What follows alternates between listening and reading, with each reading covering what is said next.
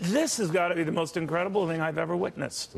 You talk about Vladimir Putin now saying, I've got an idea, comrade. We'll exchange information from each side's accused hackers. We'll exchange information. So sort of like, the fireman after it caused the fire saying, I'm going to help you look into the fire.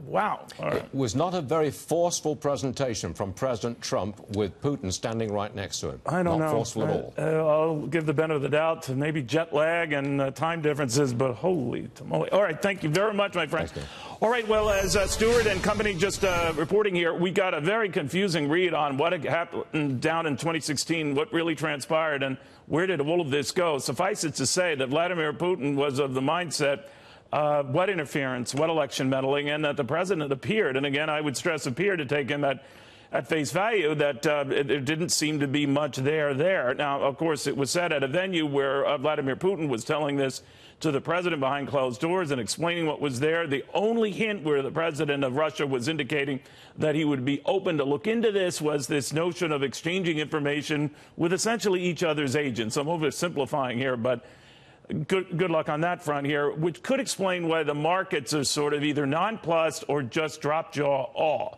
Let's get the read on all of this here, because what is important is this dominated the discussion, certainly with the media, but I'm not quite so sure it dominated the better than 90-minute, 2-hour discussion these two leaders had. Let's sort of go run through some of the major highlights here, which will put this in perspective. These two leaders just wrapping up a summit where they exchanged a lot of ideas, not just on the 2016 meddling issue.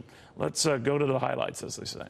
But our relationship has never been worse than it is now. However, that changed as of about 4 hours ago. I really believe that. Nothing would be easier politically than to refuse to meet, to refuse to engage, but that would not accomplish anything. The Cold War is a thing of past. The era of acute ideological confrontation of the two countries is a thing of a remote past, is a vestige of the past. The situation in the world changed dramatically. Today, both Russia and the United States face a whole new set of challenges. During today's meeting, I addressed directly with President Putin the issue of Russian interference in our elections. I felt this was a message best delivered in person. Spent a great deal of time talking about it. And President Putin may very well want to address it, and very strongly, because he feels very strongly about it, and he has an interesting idea. Going to interfere into internal American affairs, including election process.